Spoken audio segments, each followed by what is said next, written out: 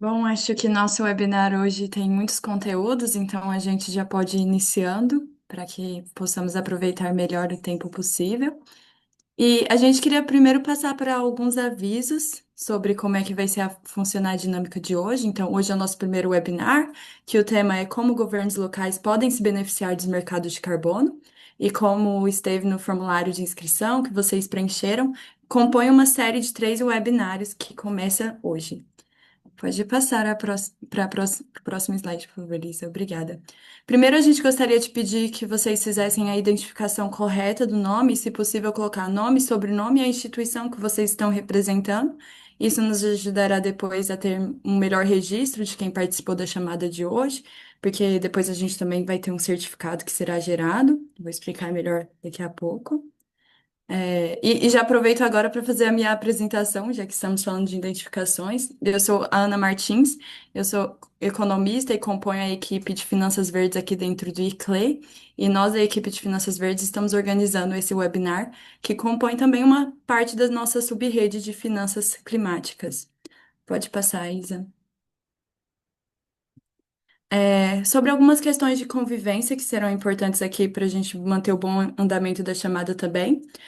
A sala do chat ela está disponível para perguntas e comentários. Então, se vocês quiserem fazer qualquer questão aqui dentro do chat, vocês podem iniciar com P, caso seja uma pergunta para trazer para o debate final, ou iniciar com C, caso seja apenas um comentário para ser levado em consideração ao longo da nossa apresentação.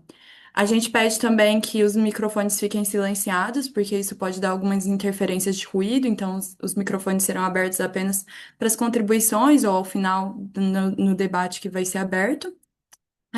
Podem ativar as câmeras, inclusive a gente incentiva, porque ajuda muito os nossos palestrantes a entenderem como está o engajamento do público. Para os palestrantes, a gente ressalta a importância do uso do tempo preciso e responsável, para a gente aproveitar o nosso tempo e nas perguntas também. E uma informação geral é que o evento está sendo gravado, então caso alguém não queira que a imagem apareça no evento, é só manter a câmera desligada que não será compartilhada posteriormente. Depois a gente também enviará uma mensagem no grupo não, perdão, no chat, que é sobre o nosso formulário de avaliação. Ele vai ser usado para gerar o certificado do evento. É importante dizer que o formulário é anônimo, mas exige uma informação sobre o nome e a instituição para constar no certificado.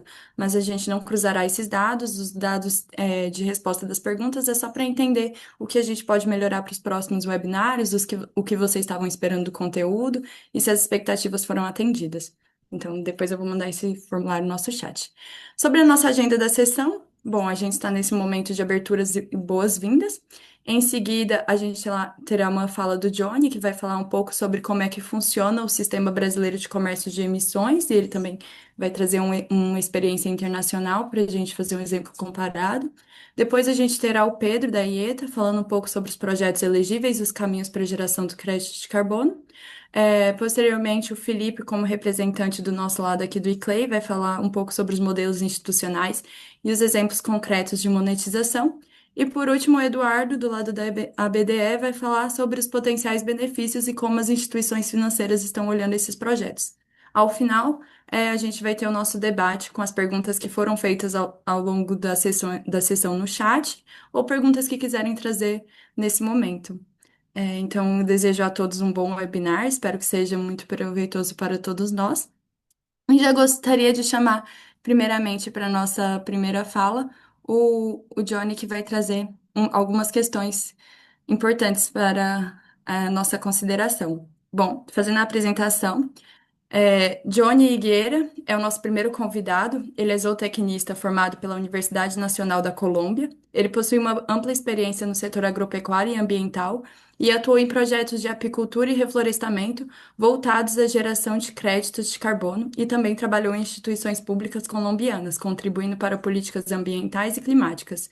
É especialista em gestão de agronegócios pela UFPR e atualmente faz mestrado em desenvolvimento agrícola, ambiental e econômico na Universidade Estadual de Campinas, com foco em sustentabilidade e desenvolvimento rural. Bom, Johnny, trago a sua palavra. Se você conseguir apresentar a tela para a gente, será mais proveitoso para ter uma fala mais dinâmica. E Espero seu feedback. Bom dia, galera. Um bom dia para todos. Vou compartilhar para aqui a minha janela. Para mim por aí quando já ter todos claros, recente,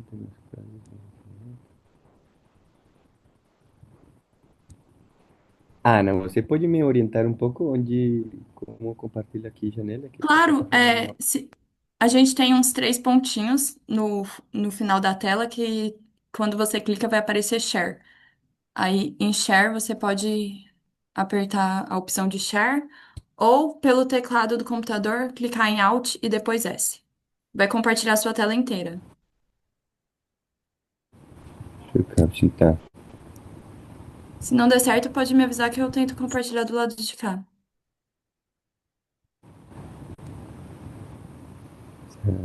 Acho que vai ser melhor lá. Sim, aqui não tá dando negócio. Ok, vou compartilhar minha tela. Um segundo, abrindo a apresentação. Isso. Por enquanto a gente vai falar sobre esta lei importante para o Brasil, a Lei 15042 de 2024, que fala sobre o sistema de comércio de emissões. Lembrando que a gente vai trazer aqui um exemplo para nós da Europa. Isso já era um negócio que estava se falando anos 2005 na Europa. O Brasil fez uns estudos técnicos aí muito interessantes no ano 2003. Traz um pouco disso para vocês. Y vamos a comparar también, porque este negocio de los sistemas de comercio, de emissões, não é só do Brasil, está acontecendo no mundo e, por exemplo, na Colômbia já tem um tempo acontecendo e já as prefeituras, os municípios, os estados são parte desse sistema e estão aproveitando o sistema. Bom, para aproveitar nosso tempo, desculpa, gente, estou com um pouco de gripe aqui. Então, para aproveitar nosso tempo, vou falar sobre este sistema brasileiro de comércio de emissões na, na lei do 1542 de 2024.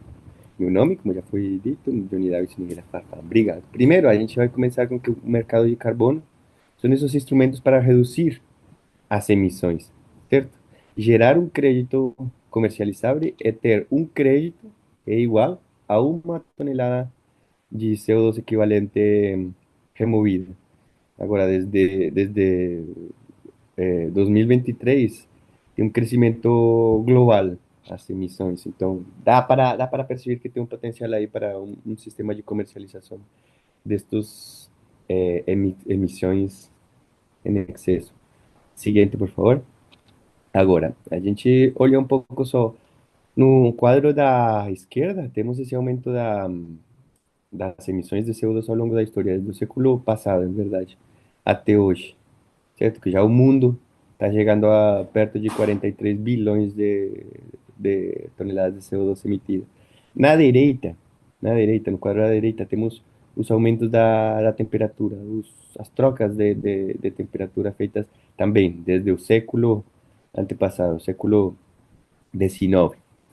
Aqui, para falar da gráfica da direita, pode-se olhar como vai desde zero até, no nosso hemisfério sul, 1,14 de troca de temperatura, né, ao longo deste tempo.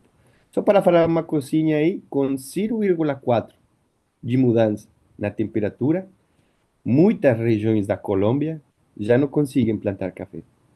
Né? Parece pouco, 0,1, 0,3, 0,5, 1 grau centígrado na meia, mas olha aí, pessoal, na Colômbia, já com estudos e pesquisas feitas, 0,4 graus centígrados já impossibilita a produção de café em algumas regiões. Seguinte, por favor.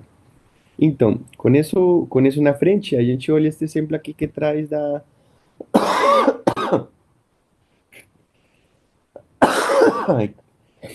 União Europeia. Pode ver como desde o ano 2005, na União Europeia já estava funcionando o negócio do sistema de comércio de emissões. Essas barras a Suíça aí estão mostrando a alocação gratuita de permissos de emissões para novos participantes. Depois, as barras verdes, são os leilões, as vendas primárias de permissos de emissões. Essas verdes são as primeiras manifestações do sistema de comércio de emissões. A linha laranja vai mostrar as emissões da União Europeia. Dá para perceber que começa no ano 2005 com muita barra azul, ou seja, muita alocação gratuita de graça. Depois, são as linhas, as barras verdes, que já são leilões, leilões de bônus de carbono, tá? E dá para perceber então que vai caindo ao longo do tempo as emissões totais por meio da observância da linha laranja, certo? Seguinte, por favor. Isso para concluir que conforme o sistema de comércio vai se fortalecendo, vai criando mais comercialização mesmo no sistema. Dá para acreditar, então, que vai se diminuir posteriormente as emissões do país aqui. Só para lembrar que as emissões do Brasil são 2.296 megatoneladas, que de isso 1.653 emissões líquidas aqui na parte direita da janela. São emissões líquidas e que disso a gente tem 642 milhões de toneladas sequestradas pelos ecossistemas, por conta desse mecanismo ancestral que é a fotossíntese, certo? 40% em vegetação secundária e 60% de áreas protegidas. Embaixo da janela, as emissões ao longo do tempo, e daqui dá para perceber, então, que as mudanças no uso do solo são a principal fonte das emissões no Brasil, e vão vocês a olhar como esse renglone é importante e é predominante para o sistema de comércio de emissões. Adiante, por favor. Este aqui só uma ferramenta, porque também aconteceu na Colômbia, que quando os municípios estavam entrando em todo este sistema, eles precisavam dos dados. E tem aqui este dado da plataforma C, onde podem olhar as emissões município a município, setor a setor, e podem ter esse olhar e essa caracterização da região para participar dos processos do sistema de comércio de emissões. Mas primeiro tem que conhecer essas emissões. Quais que são as emissões do meu território, certo? Adiante, por favor. Então, no ano 2003, lembre que isto não é novo, só até agora foi criada esta lei no Brasil, mas como já mostrei, na Europa, o sistema de comércio de emissões é ano 2005, Colômbia já estava falando disso no ano 2016, ano 2018, quando eu trabalhava lá ainda. E este estudo aqui é do ano 2003. E no ano 2003, este estudo feito na Unicamp, neste cenário que foi o melhor cenário de referência 7, fala que neste sistema de comércio de emissões, o Brasil pode ter, no primeiro parágrafo aqui, um ganho, um lucro de até 130 milhões de dólares. E no segundo cenário, falava que pode ter um lucro de até 327 milhões. Sequestrando quanto? Sequestrando 14 milhões de toneladas no primeiro cenário e 32 milhões de toneladas no segundo cenário. Agora, dá para acreditar que ao longo do tempo estes valores ainda são mais altos, tá? Tem possibilidades de lucro aí para o Brasil sequestrando carbono, em poucas palavras. Tem uma diferença temporal aí que é evidente, não? No ano 2003, no ano 2025, agora tem avanços regulatórios, como essa lei que a gente está falando, a valorização dos créditos de carbono e a integração. Desculpa, gente. Continua, por favor. Então, depois de falar a seguinte, por favor. Depois de falar destes aqui dos impactos econômicos que já eram trazidos no ano 2003, a gente vai falar um pouco sobre as oportunidades para os governos. Quais que são essas oportunidades? Gerar crédito, atrair investimentos verdes e fortalecer políticas ambientais e climáticas. Este é o mensagem que eu vou repetir muito ao longo da palestra. Continua, por favor, seguinte. Então, agora sim, entrando um pouco na matéria mesmo, a gente vai falar sobre a Lei 15.042 do 2024, que sancionou o presidente Lula 12 de dezembro do ano passado e que está em função de criar esse mercado de carbono no Brasil, que é chamado Sistema Brasileiro de Comércio de Emissões de Gases de Efeito Estufa.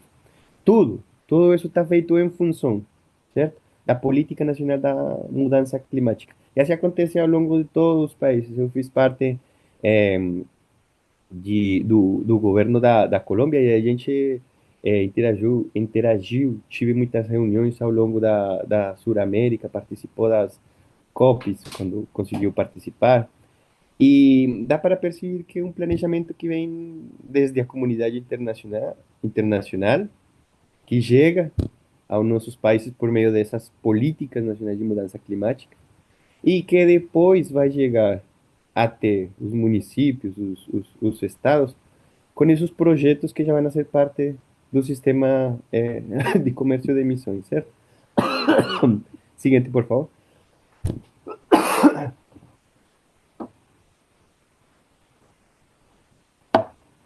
Essa lei vai definir ao longo da mesma os operadores.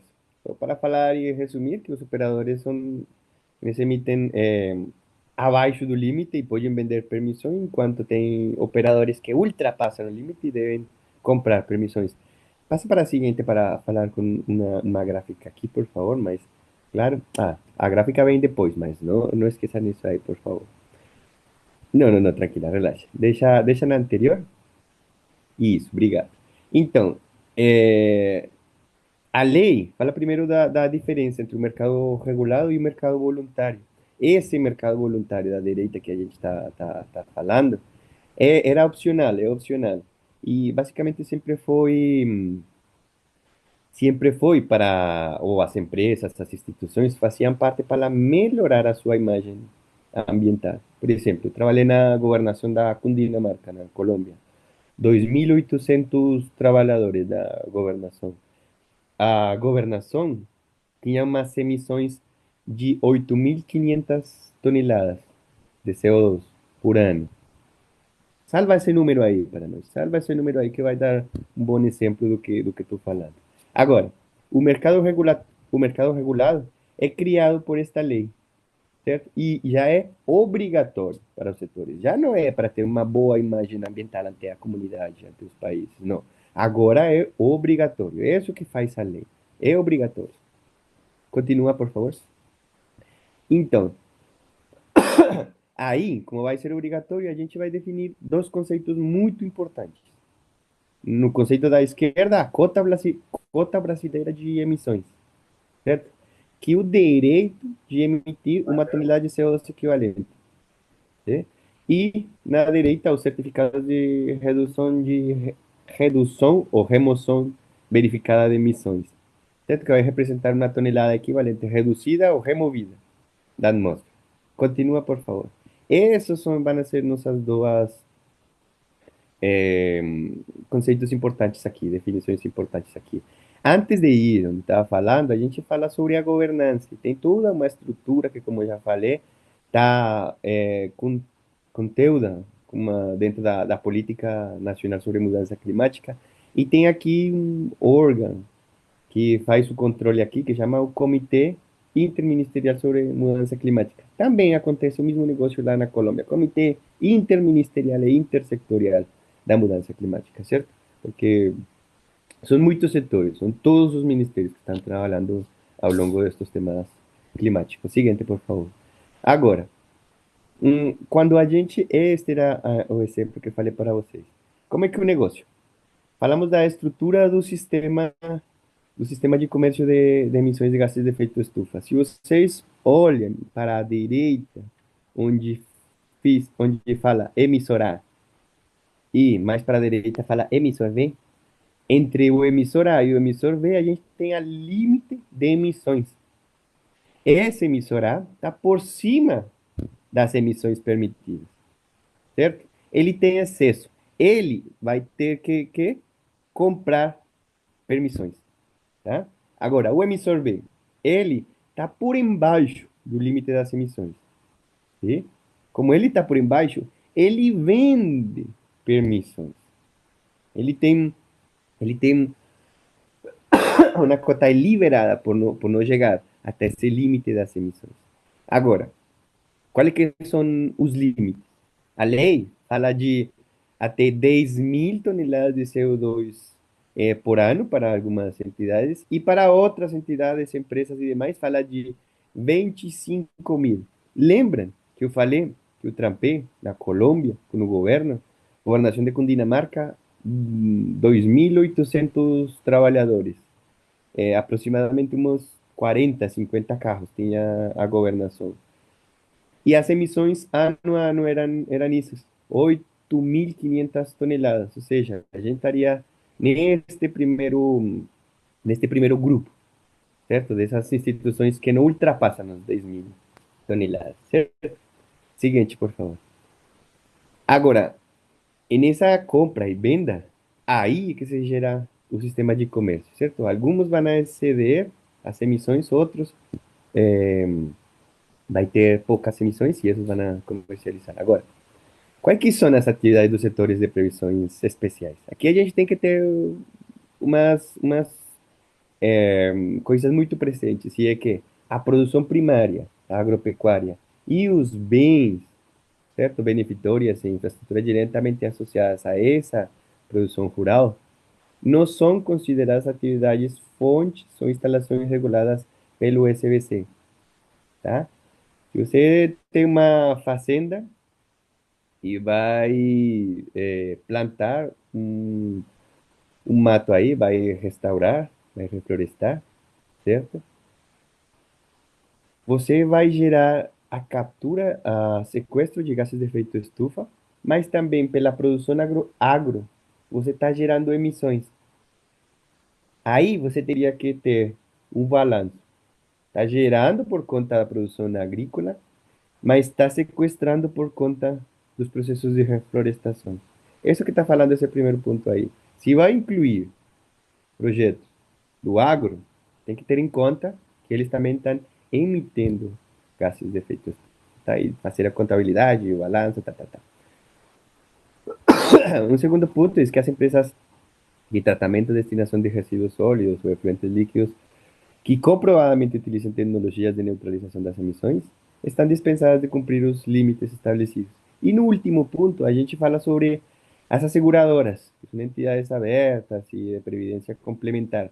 Elas, como tem uma atividade que vai gerar diretamente gases de efeito estufa, estão obrigadas a ter pelo menos um investimento de 0,5% ao ano dos recursos das suas reservas técnicas para o sistema de comércio de emissões. Importante aí também para quem tem presença no seu território destas seguradoras. Continua, por favor.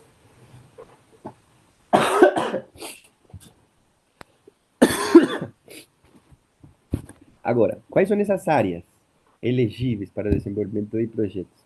Basicamente, a gente fala de áreas de restrição, proteção, áreas de recomposição, manutenção, conservação, áreas de preservação permanente de reservas de gás de uso restrito de terras indígenas, territórios quilombolos, e outras áreas tradicionalmente ocupadas por povos e comunidades tradicionais.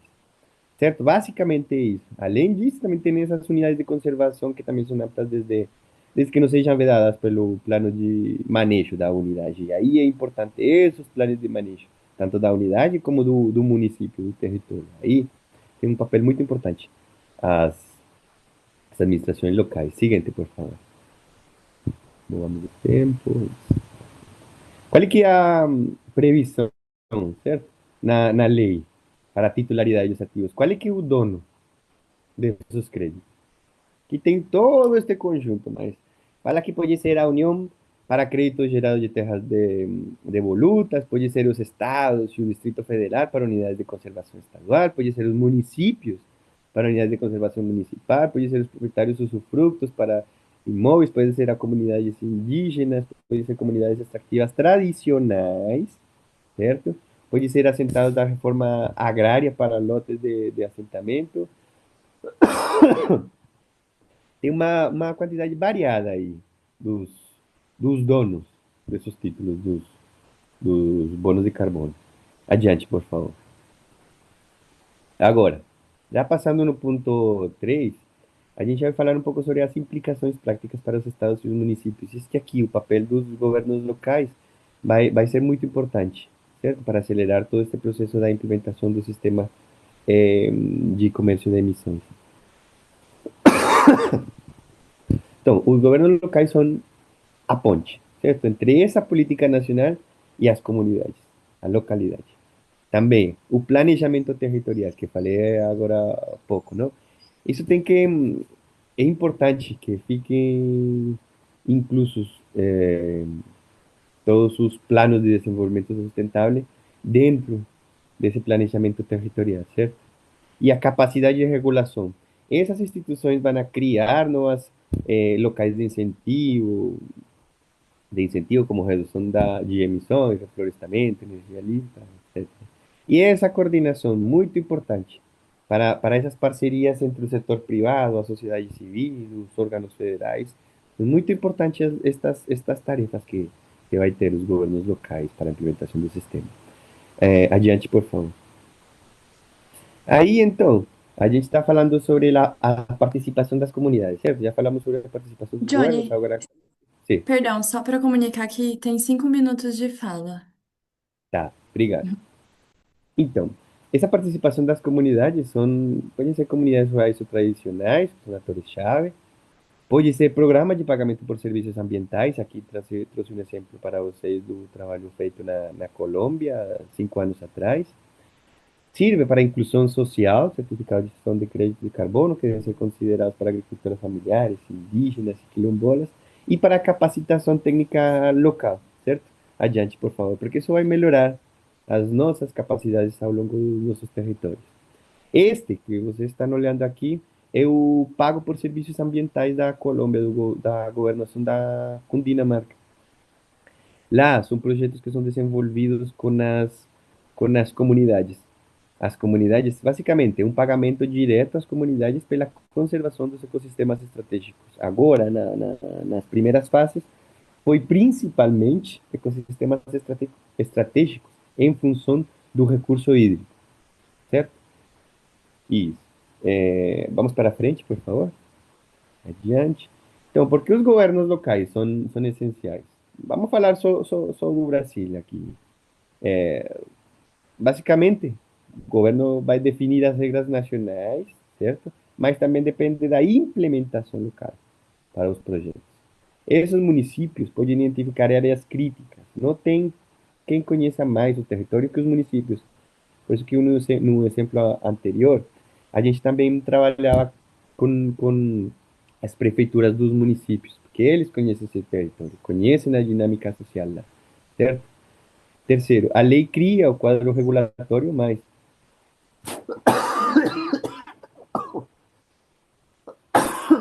desculpa, gente. Desculpa. A lei cria esse quadro regulatório, mas se na gestão municipal os projetos que chegam às comunidades. Adiante, por favor. Já chegando quase no final, a gente fala sobre o envolvimento da iniciativa privada. E é que empresas podem ser compradoras ou geradoras de crédito, depende da sua eficiência.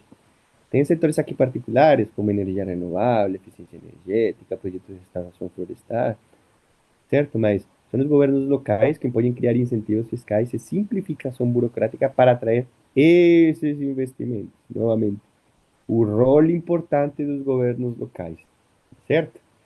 Basicamente, uma coordenação, uma direção, uma liderança. Adiante, por favor. Basada no conhecimento próprio da lei. Agora, essas condições para o sucesso municipal.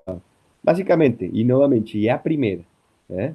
Governança local forte, indispensável. Integração multiescalar, um fundo municipal de carbono, benefícios tangíveis, mensagem central. Estas slides vão ser compartilhadas para vocês para que tenham as referências, as fontes, tudo isso, certo? Adiante, por favor. Falando já das conclusões, a gente fala, quis ser muito prático nas conclusões, é verdade. E que a lei garante a segurança jurídica e a oportunidade de monetarização para os governos locais, certo? É uma oportunidade de monetarização. Pronto. Assim, que era que a governação da Cundinamarca, onde eu trabalhei, gerava esses recursos, certo? Para continuar investindo com as comunidades locais. Então, os municípios com áreas de conservação podem gerar créditos, receita para fundos ambientais locais. E necessariamente isto aqui é uma chamada para a integração intermunicipal e regional. Aproveitem hoje, que tem aqui, mano, tem galera de tudo o Brasil, até a Argentina tá uma convidada por aí. Então, aproveitem essas regiões cerca, esses municípios perto, perdão, esses municípios perto de vocês. É a oportunidade para fazer uma integração intermunicipal e regional. Agora, só para deixar uma pergunta para vocês, e tentem pensar desde já. Quais que são esses projetos práticos que os municípios já podem começar a estruturar? A seguinte palestra vai falar um pouco disso. Obrigado, galera. Seguinte. Muito obrigada, Johnny. Sua fala foi muito importante, não somente para nos trazer uma base técnica de como a lei está analisando essas questões atualmente, mas também trazer um exemplo comparado de que mostra como esses projetos também são aplicados no campo internacional, no caso na Colômbia, né? A nossa próxima fala é com o Pedro Venzon. É, Queria primeiro fazer sua apresentação, Pedro. Só queria confirmar se você consegue apresentar a sua tela, se está tudo certo, ou se precisa que a gente faça a Sim, apresentação por aqui. tudo certo, Tá Ana. bom, perfeito. Então, o Pedro é o nosso próximo palestrante, ele é representante da IETA, International Emissions Trading Association. É um profissional com mais de 7 anos de experiência em projetos de habitação social e melhoria urbana, além de possuir uma trajetória como empreendedor no setor da construção. Ele é formado em arquitetura e urbanismo pela Universidade Mackenzie e possui mestrado em assuntos internacionais pelo Instituto de Altos Estudos Internacionais de Genebra, com especialização em comércio, finanças internacionais e sustentabilidade. Então, Pedro, passo a falar para você. Faça bom proveito desse espaço e eu vou te avisar quando tiver 5 minutos faltando para o final da sua fala. Maravilha. Obrigado, viu, Ana? Deixa eu só compartilhar aqui. Só me confirma se vocês estão vendo aqui a apresentação no modo apresentação. A gente está vendo sua tela completa. Ainda não Tá está no bom. modo de apresentação. Ah, não, agora tá? Agora sim, perfeito. Tá bom. Maravilha, então. Bom, primeiramente, obrigado pela oportunidade aí de poder discutir esses assuntos tão importantes. Obrigado pelo convite, Ana, Felipe, pessoal do ICLEI. É sempre um prazer aí a gente poder colaborar nessa agenda. Então, como a Ana mencionou, eu lidero aqui os esforços da IETA no Brasil. E aí, para começo de conversa, acho que é importante aí para todo mundo estar na mesma página, explicar para vocês quem que é a IETA, né? A IETA, basicamente, ela é uma associação, né, do setor privado, sem fins lucrativos, que foi criada ali depois do Protocolo de Quioto, então já tem um tempinho aí, em 1999 a gente começou. E era basicamente, né, com essa visão de que mercados de carbono é a forma mais eficiente para a gente transicionar para uma economia de baixo carbono. Então, as empresas ali que eventualmente tinham interesse em seguir por essa trajetória, né, elas buscaram criar a IETA para ser uma plataforma de compartilhamento de informação, para que elas também pudessem entender sobre como se engajar com esses mercados de uma forma eficiente, como montar estratégias de descarbonização que fossem robustas, né, e também nesse processo utilizar o conhecimento do setor privado para auxiliar aquelas jurisdições que eventualmente estariam desenvolvendo as suas políticas relacionadas a mercados de carbono. Obviamente, né, muita coisa mudou ali desde 99 até hoje. A gente saiu do ambiente do Protocolo de Quioto, hoje a gente está num contexto global de Acordo de Paris, tem mercados voluntários, tem mercados regulados, como o Johnny colocou também, tem também a questão do artigo 6 que a gente vai discutir um pouquinho com vocês para dar essa visão geral, que eu acho que é importante a gente conseguir conectar, né, essas tendências globais com, né, a escala local, né? Então, a gente tem como missão exatamente esses dois lados. Um é ajudar as empresas cada vez mais a montarem estratégias de descarbonizações eficientes, que de fato consiga fazer a gente chegar ao Acordo de Paris e utilizar o conhecimento dessas empresas aí para políticas mais eficientes também, né? Então, no Brasil, a gente tem uma iniciativa que está focada em auxiliar o governo na regulação do SBCE, mas também na promoção dos mercados voluntários e no próprio engajamento do Brasil com o artigo 6. E a gente tem uma outra iniciativa que é mais voltada para uma colaboração com o Estado do Pará. O Estado do Pará tem ali um programa jurisdicional que ele vem desenvolvendo no âmbito de tipos de atividades relacionadas à rede, né? E a gente tem auxiliado eles a buscar dialogar com os desenvolvedores de projeto para discutir como é que a gente poderia incluir, né, projetos privados dentro de um programa que está sendo desenvolvido no âmbito do Estado, né? Então, hoje a gente está com mais de 320 empresas globais que, de alguma forma, se relacionam com o mercado de carbono, seja desenvolvendo projetos, né, gerando créditos, ou, do outro lado, né, também consumindo esses créditos, sendo regulados em um ambiente, né, de mercado, e é um conjunto de intermediários também que auxilia para que esse mercado tenha robustez e eficiência. Mas para a gente começar, eu acho que é importante a gente entender um pouquinho sobre o porquê que os mercados de carbono têm cada vez mais sido falados aí nessas agendas globais, né? E como que esses diferentes atores, seja do setor público ou privado, têm encarado, né, esses mecanismos nesse processo de desenvolvimento, né? A gente reconhece que tem uma pressão fiscal enorme ao redor do mundo, né? Então, só para vocês terem uma ideia, o Banco Mundial estima que até 2030, né, a relação dívida-PIB, né, dos governos, elas vai atingir 100%, né, de uma forma geral. Isso, obviamente, né, limita, né, a capacidade de investimento para a transição climática, né? Então, esse é um ponto importante. A gente está vivendo um ambiente econômico incerto, né? Com uma volatilidade aí dos mercados, tem baixas projeções de crescimento. Então, se vocês forem pegar, por exemplo, a média de crescimento antes, né, da pandemia, né, a gente tinha ali nos últimos, dos 10 anos anteriores à pandemia, cerca de 3% de crescimento ao ano. Só para vocês terem uma ideia, a projeção esse ano é 2,3% ao ano, né? Então, isso pensando em níveis globais, né? E isso, de fato, acaba também impactando, né, na quantidade de recursos para que a gente possa canalizar para essa transição. Novas tecnologias surgindo, né, os mercados cada vez mais voláteis em função de tecnologias novas que acabam deixando tecnologias obsoletas também, né? Então, ativos ali que tinham um período, né, enfim, ter o seu retorno de capital muito mais longo do que o previsto, acabam ficando obsoletos de uma forma antecipada, né? Isso também limita, né, a questão de acesso a recursos, né? E o próprio custo, né, e os impactos das mudanças climáticas, né, os desastres ambientais cada vez mais sendo frequentes e impactando países e locais, regiões ali de formas diferentes, né? Então, países que têm mais recurso, obviamente, vão ter mais condições ali de canalizar recursos para endereçar ali a questão urgente, né, que é um desastre ambiental, enquanto outros, né, vão ter que tirar de outras áreas como saúde, segurança, educação, e eventualmente vão também sofrer isso na questão do desenvolvimento sustentável, como é que isso vai ser reverberado dentro de uma lógica de médio e longo prazo, né?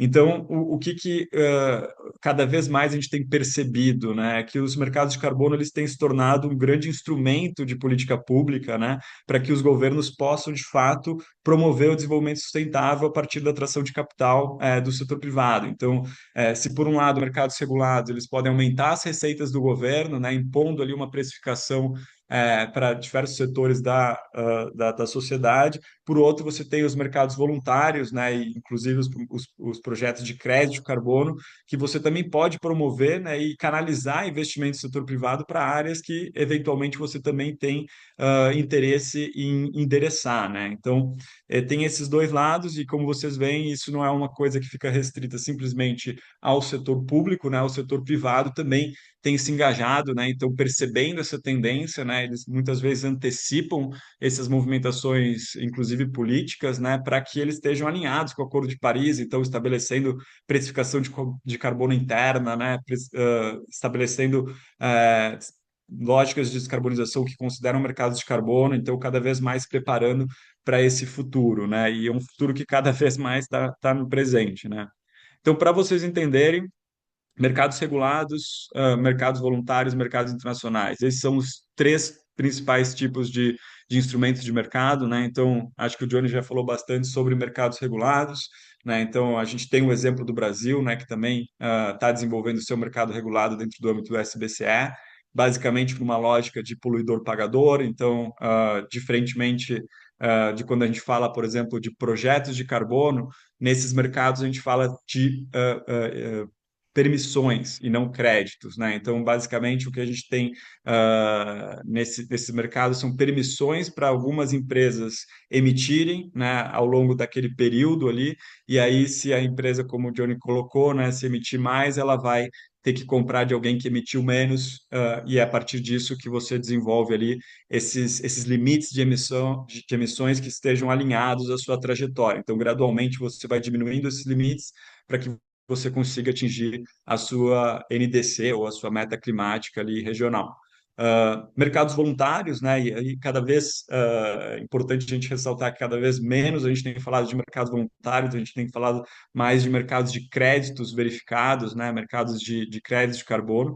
Esses mercados surgiram de fato, né, a partir de uma iniciativa voluntária entre empresas, né? Então, se estabelecendo de uma forma independente, a partir de padrões de certificação que auxiliavam na estruturação desses projetos, né? E a partir da verificação, né, de reduções ou remoções de emissões em função de uma linha de base, né? Então, esses projetos acabavam, e os créditos de carbono acabavam financiando, né, a possibilidade de reduzir e remover emissões que de outra forma não aconteceria, né? E mercados internacionais, que talvez seja o mais recente, né, e talvez um dos mais com maior potencial, né, que é justamente dentro do âmbito do Acordo de Paris, a gente tem o artigo 6, e dentro do artigo 6 você tem dois principais instrumentos de mercado, o 6.2 e o 6.4.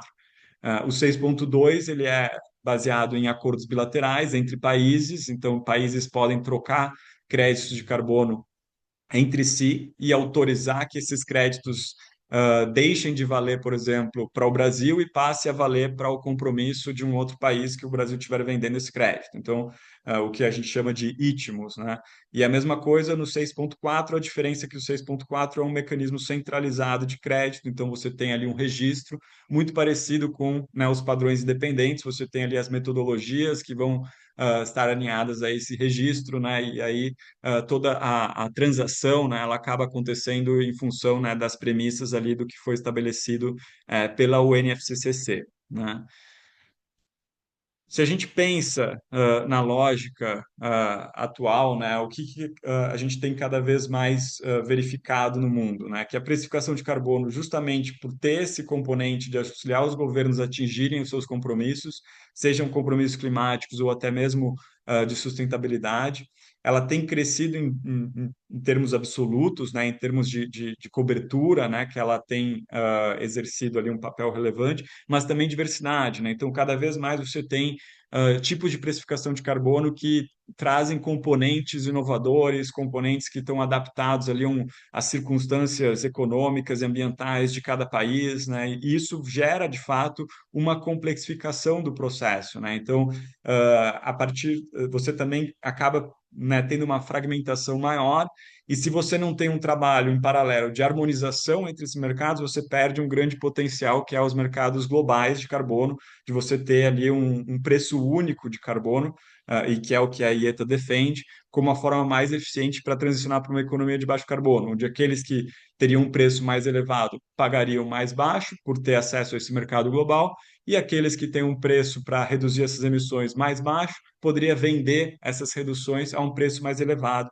Então você cria um sistema de ganha-ganha. Para isso, você precisa ter harmonização e o que a gente chama de interoperabilidade, né? Interoperabilidade porque você tem harmonia entre as regras e você possibilita canalizar os investimentos para onde é mais custo eficiente, né? Então você tem também maior liquidez, você reduz os custos, né, de cada empresa e de cada ator ali envolvido nesse mercado, permite, né, um acesso mais amplo a financiamento, né, e, de fato, aumentar a sua ambição climática, né, num período mais adequado ao atingimento das metas do Acordo de Paris, né. E quando a gente fala de crédito de carbono, né, aqui você já começa a ter uma ideia bem clara de o que mercados globais e essa interoperabilidade pode significar, né. Você tem na parte da oferta dos créditos, né, você pode ter a geração desse crédito a partir de diferentes instrumentos, Você pode ter um programa de crédito que um governo resolveu criar, isso pode ser um governo nacional, pode ser um governo subnacional. Você pode utilizar de um programa de crédito, né, de um padrão independente, né? Então você pode utilizar a Verra, você pode utilizar a Ser Carbono, a Gold Standard, que são padrões que trazem no seu bojo as metodologias, né, os critérios de integridade ali para que os atores privados desenvolvam esses projetos de crédito de carbono. E você pode seguir, enfim, essa questão do 6.4, que é o internacional, né? Então é o padrão da UNFCCC, né? Pelo lado da demanda, se a gente tivesse essa interoperabilidade plena, você teria a possibilidade de utilizar esse crédito que foi gerado a partir dessas diferentes fontes, né, ou seguindo princípios, né, dessas diferentes fontes, para ser utilizado seja para um instrumento regulado, né, como, né, a gente vê na Colômbia, a gente tem, por exemplo, uma taxa de carbono que considera a possibilidade de utilizar crédito de carbono, né? Então você ou paga a taxa ou você vai mostrar que você comprou um crédito e você aposentou esse crédito de carbono. Então aqueles entes regulados ali podem se utilizar desse mecanismo e gera uma demanda para crédito de carbono. Você tem mecanismos internacionais que vão além, né, da questão do próprio artigo 6. Então, por exemplo, Corsia é um sistema de comércio de emissões, sistema de compensações de emissões, na verdade, que é estabelecido no âmbito da aviação civil internacional. E você tem aí compromissos voluntários ou compromissos aí de outros países que também podem ser fonte de demanda, né, para esses créditos de carbono, caso você tenha autorização do país, né? Então, esse aqui, por exemplo, é um sistema geral, né, que mostra um pouco como que a gente tem visto essa questão da interoperabilidade. Então, no final, qual que é o objetivo maior é que a gente consiga atingir a nossa NDC, né, em termos nacionais, né? Para isso, como no caso do Brasil, os países têm cada vez mais estabelecido sistemas de comércio de emissões, né, como o ETS, né, que é o Emission Trading System, e é um programa de cap and trade, né, então de limitar essas emissões absolutas. Você pode utilizar desses dois instrumentos, o artigo 6.2 e 6.4, né, que fazem parte desse mercado internacional de carbono, e você pode utilizar de mercados de crédito de carbono, mercados voluntários, né, e idealmente todos esses eles se conectariam, né, para que a gente tenha essa conexão, a gente precisa ter de fato a harmonização entre essas regras, né, e a mesma lógica para que a gente consiga ter a integridade desses mercados protegida. E justamente falando de integridade, quando a gente vem para o ambiente de crédito de carbono, como eu mencionei, foi um ambiente que surgiu muito em função, né, de engajamentos voluntários ali de empresas, né, que tinham interesse, né, em reduzir as suas emissões de forma voluntária e demonstrar que, né, que estavam reduzindo e até ter essa comparabilidade, né, entre empresas, né, para que elas pudessem facilitar investimentos, facilitar maior ambição climática, né? Então, para que isso tenha integridade, se criou todo um ambiente, né, de atores que trabalham em diferentes partes desse mercado para garantir essa integridade. Então, você tem, de um lado, da oferta, né, então, da geração desses créditos, você tem o ICVCM, né, que é o Integrity Council for the Voluntary Carbon Market, que estabelece regras, né, para que tanto metodologias quanto padrões eles possam se submeter a essas regras e, eventualmente, essas regras garantiriam a integridade desses créditos que estão sendo gerados a partir desses padrões e metodologias, né? Você tem agências de rating, como o caso da BeZero aqui, que vocês veem no slide, então é uma das agências de rating, a gente tem outras agências que estabelecem métricas para que a gente consiga avaliar, né, a qualidade daquele projeto específico, e a gente não está falando de nível de metodologias e programas, mas a gente está falando de projetos e créditos, então se é um crédito em alta qualidade ou não, porque às vezes acaba tendo variações dependendo do local onde esse projeto está sendo implementado. Você tem no meio, né, um papel importante tanto de governos quanto de entidades internacionais, como o caso da ICROA, que estabelece linhas e princípios de integridade para enfim, demonstrar ali o que cada jurisdição considera como um crédito de alta integridade. Aí é importante a gente mencionar que estados subnacionais, municípios podem também trazer, né, os seus princípios, né, o que eles gostariam de promover dentro do seu ambiente em função das suas características, né? E você tem do lado da demanda, né? Então, como é que você usa esses créditos, como é que você contabiliza esses créditos para a sua estratégia de descarbonização e como é que você faz isso de uma forma que esteja de fato alinhada ali com os compromissos do Acordo de Paris para que a gente possa atingir esses compromissos até o ano de 2100.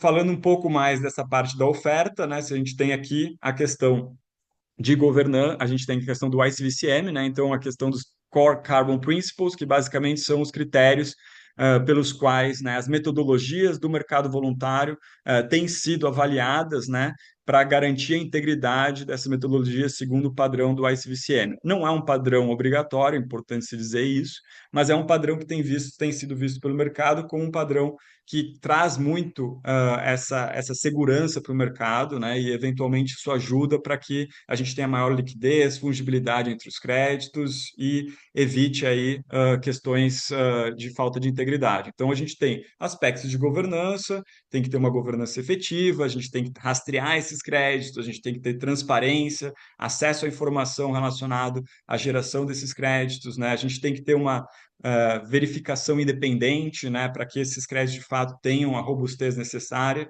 A gente tem a parte de impacto, né? Então, de fato, esses créditos têm que sido gerados, tem que ter adicionalidade na geração desses créditos, que significa basicamente que esses projetos eles não teriam sido gerados de outra forma a não ser através de um mecanismo de crédito de carbono, né? A gente tem questão de permanência, então essas reduções, remoções de emissões, elas têm que ser permanentes ao longo do tempo. A gente tem que ter uma robustez na quantificação e garantir que não haja dupla contabilidade. E, finalmente, questões relacionadas ao desenvolvimento sustentável. Então, como é que você garante que as salvaguardas ali daquela localidade estão sendo preservadas, né? Como é que você garante que os benefícios estão sendo distribuídos adequadamente e também como que isso contribui aí, de fato, para a gente atingir, né, a neutralidade climática, né? Então, esses são critérios que são adotados para avaliar essas metodologias e isso é percebido pelo mercado como, né, créditos de mais alta integridade, né? Pedro, só Quando a pra, gente fala... desculpa, Oi. licença, só para dizer que tem mais 5 minutos de fala. Tá bom, maravilha. Só agora fazer uma coisa mais focada aqui na questão de mercados de carbono para estados e municípios, né? Acho que, como o Johnny já colocou na intervenção anterior, existe uma oportunidade de geração de receita, de fortalecimento de políticas públicas, né? De atração e canalização de investimentos para áreas ali que os governos locais gostariam de ver os investimentos privados atuando de forma mais efetiva para auxiliar eles a endereçarem seus problemas. No Brasil, a gente tem um processo regulatório do SBCE que é super importante que esses governos estejam envolvidos para que, de fato, eles possam entender e prover inputs para esse processo e, de fato, a gente garanta que haja uma complementaridade entre as diferentes escalas no Brasil. A gente tem uma resolução do Comitê Interministerial sobre Mudança Climática sobre artigo 6, que está em vias de ser discutida e de uma forma mais ampla e eventualmente aprovada. Então, é importante que a gente tenha um envolvimento dos governos locais aí nesse processo para entender quais são os impactos que isso pode trazer, né, para as suas jurisdições.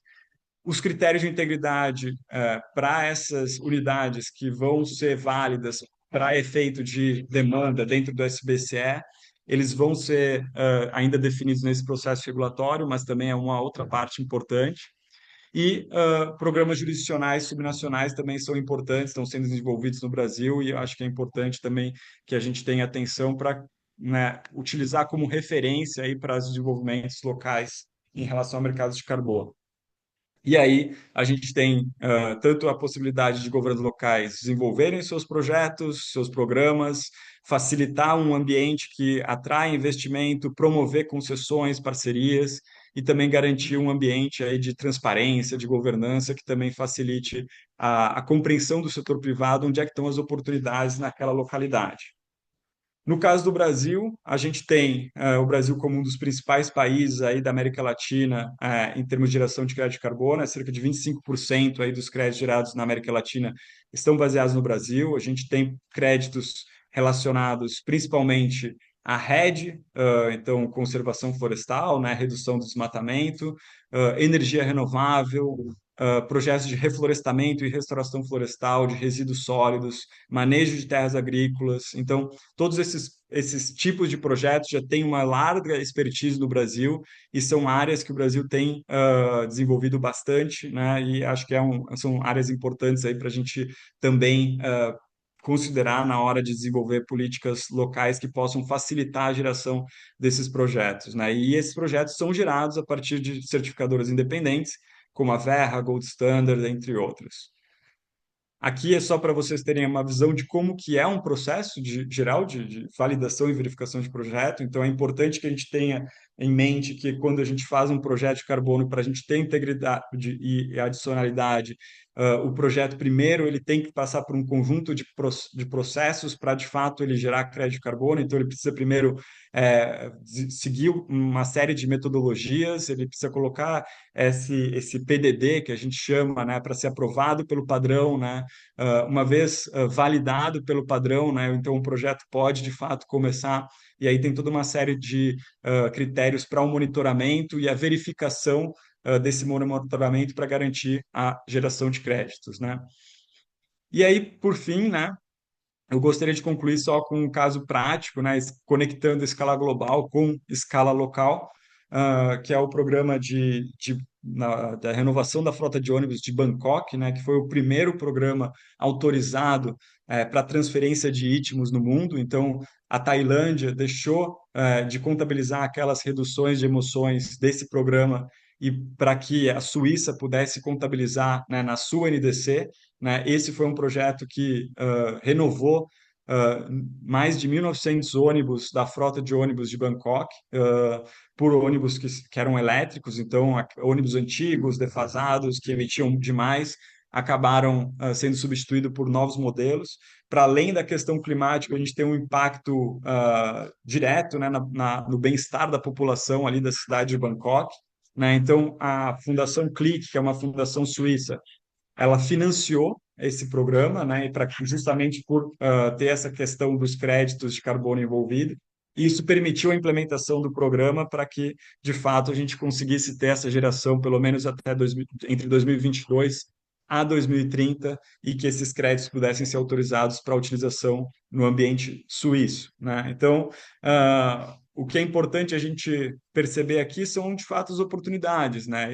Esse tipo de arranjo permite, né, você gerar co-benefícios para a sua população, permite você gerar reduções de emissões, e embora você tenha autorização para isso deixar de ser considerado aqui no contexto, né, do país onde foi gerado o crédito para o contexto daquele comprador, você tem um período de creditação que ele é muito menor do que o tempo que esses ônibus vão estar em circulação, né? Então, após 2030, esses ônibus vão continuar ali circulando em Bangkok e vão facilitar a redução de emissões, inclusive da Tailândia. Então, esse é um caso prático que vale a pena a gente estudar com mais atenção, porque conecta a escala local com a escala global. Mas, com isso, eu trago aqui uma conclusão breve, mas queria deixar a IETA também à disposição aí para continuar esse diálogo e, eventualmente, estreitar cada vez mais essa colaboração e auxiliar governos a atingir aí os seus compromissos climáticos, utilizando também mercados de carbono. Obrigado, viu, gente? Nós que agradecemos, Pedro. É muito importante entender como o setor privado tem trabalhado e tem visto esses projetos de eh, geração de créditos de carbono e entender como podemos integrar esse setor dentro dos nossos projetos locais. Bom, para nossa terceira fala, gostaria de chamar nosso terceiro convidado, que é o Felipe Juquemura. Ele é líder da área de finanças verdes no ICLEI América do Sul. Ele apoia governos locais na estruturação de estratégias e projetos de financiamento climático. É formado em Relações Internacionais pela PUC São Paulo, com mestrado em Desenvolvimento Internacional pela Sciences Po. E atualmente cursa o doutorado na Fundação Getúlio Vargas em Administração Pública e Governo. Bom, Felipe, faça proveito da sua fala. Com 5 minutos faltantes, eu vou trazer um anúnciozinho. Obrigado, Ana. Se puder compartilhar a tela, agradeço. Com a Perfeito. apresentação. Bom, primeiro, enquanto está compartilhando a tela, só reforçar que essa é uma primeira de 3 webinários que a gente vai trabalhar, então a gente está trazendo muito conceitos gerais, começando a aterrissar vocês, os governos locais, os parceiros dentro da temática, e ao longo das próximas sessões a gente vai aprofundando.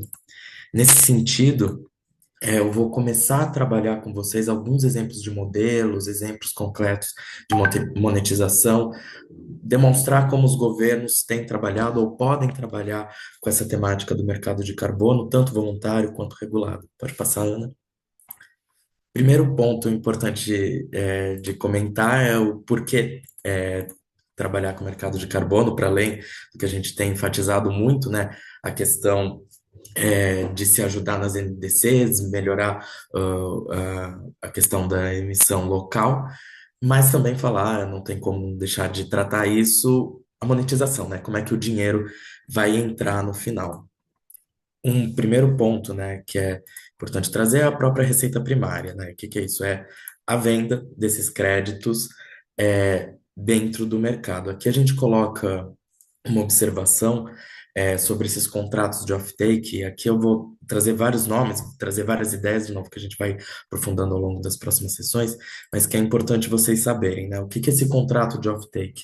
É um contrato que começa a dar ou pode dar certa previsibilidade da demanda e preço, que nem o Pedro colocou, o Johnny colocou, existe uma certa volatilidade e uma diferente demanda dos créditos de carbono. Esse contrato, e depois eu vou trazer um exemplo que foi trabalhado nesse sentido, é um contrato de uma compra antecipada, um compromisso de compra do produto ou do projeto, né? Então, quando a gente estrutura um projeto vinculado ao mercado de carbono que tem esse tipo de contrato, o offtake vira por si só um ativo bancável, né?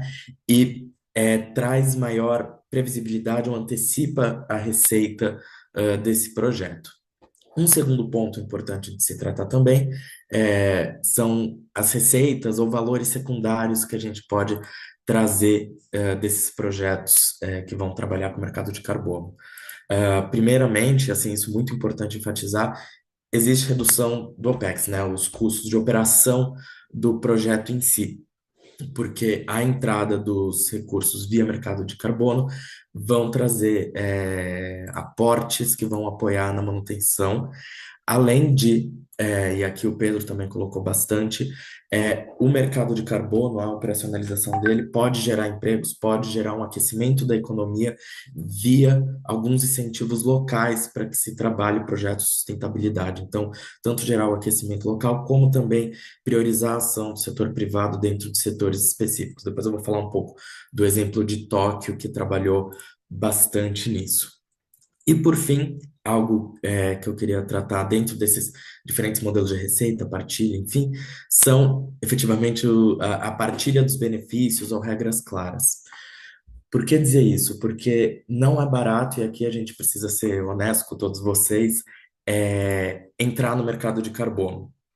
O Pedro colocou aqui um pouco toda dessa parte de certificação, depois eu vou falar um pouco da estruturação dos projetos, etc. É um investimento que precisa ser feito, é um recurso que o governo local ou parceiros, aqui vou colocar um pouco disso, precisam colocar de antemão para no futuro vocês conseguirem começar a receber por conta desses créditos. Então, é importante se analisar muito bem como essa partilha pode ser feita, né? Então, seja via sociedades para propósitos específicos, seja via PPPs, consórcios, para você conseguir reduzir os custos do governo para a entrada nesse mercado, mas essa blindagem contratual, essas regras claras também são importantes para reduzir disputas futuras, acelerar a decisão na compra, né? E poder ter uma maior previsibilidade de quem vai estar responsável pelo quê, como o município vai receber, reinvestir, como esses parceiros vão poder entrar. Então, quando estiverem estruturando, de novo, depois a gente vai ter uma sessão mais específica para esse passo a passo, é muito importante ter esse roteiro de governança com esses papéis bem definidos, salvaguardas, mecanismos de repartição que vão implicar também nos dois pontos primeiros que eu colocava, né? Tanto na receita primária via venda em si, mas também sobre essas receitas secundárias, essas oportunidades de valor. Pode passar, Ana?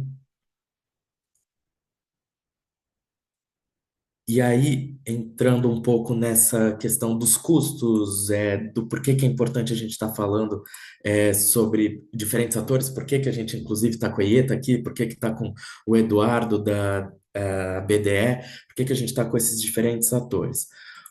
O processo para a entrada no mercado de carbono requer que vocês tenham um projeto, que vocês façam todas essas verificações, monitoramento, certificação, invista no projeto em si, porque é preciso ter um projeto para que você consiga certificar. Então, esse stack de financiamento, mil perdões aqui pelos termos em inglês, os anglicismos, mas às vezes essa temática me puxa para eles, mas é justamente entender essa diferente pilha, fontes de instrumentos que os governos vão poder começar a combinar para conseguir tirar o projeto do papel. O primeiro ponto, que aí é justamente assistência técnica para conseguir estruturar os projetos em si, fazer os primeiros estudos necessários, né, de viabilidade, pré-viabilidade, priorização. Aqui eu trouxe o exemplo do TAP, o próprio ICLEI, depois eu vou comentar um pouco deles, fazer também às vezes da casa, são importantes para ter um projeto bem definido, para ter um projeto bem estruturado. O segundo ponto que a gente traz são os bancos públicos, e aqui os governos locais têm uma facilidade, uma vantagem, na verdade, de poder acessar esses bancos de desenvolvimento que vão efetivamente financiar as obras, vão trazer o recurso mais pesado para poder viabilizar, normalmente operações de crédito, né? Mas para poder viabilizar a operação, seguido de capital que vai ser necessário para todo esse processo de certificação, MRV, registro, que o Pedro comentava um pouco, até finalmente a gente chegar na etapa final, que é essa relação com os compradores. Então, que pode ser tanto feito via esses off-takes que eu comentava, leilão, dentre outras possibilidades para que se gere receita dentro desses processos. Pode passar, Ana? Aqui trazendo, então, tentando tangibilizar um pouco isso que eu falei, que eu sei que não é fácil, três casos, eu vou falar um pouco do Pará, Tocantins e Tóquio. O primeiro, olhando um pouco para o caso do Pará, o Pará trabalhou junto com a IETA, mas também com outros atores, para fazer um projeto de rede mais jurisdicional. Então, foi via um trabalho junto com a coalizão LIF, né, feita a venda de cerca de R$ 1 bilhão, depois o Pedro pode me corrigir, para créditos Rede Mais até 2026, se não estou enganado. Então, esse contrato, esse acordo prévio com a coalizão LIF gerou uma previsibilidade de demanda.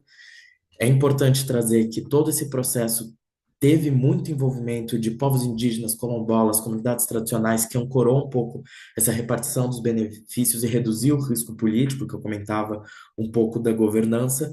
Então, a gente vê, com esse caso, que é um caso, na verdade, a vanguarda, não só no Brasil, mas no mundo, a importância tanto desse modelo de governança participativa, esse acordo com os compradores, que aí já anda metade do caminho, ou boa parte do caminho vinculado ao projeto em si, mas também coloca como esses projetos, né, podem apoiar os municípios dentro de estratégias setoriais. Então, aqui no caso foi a Rede Mais, mas a gente pode estar falando de resíduos, energia, dentre outros, com as regras de repartição alinhadas.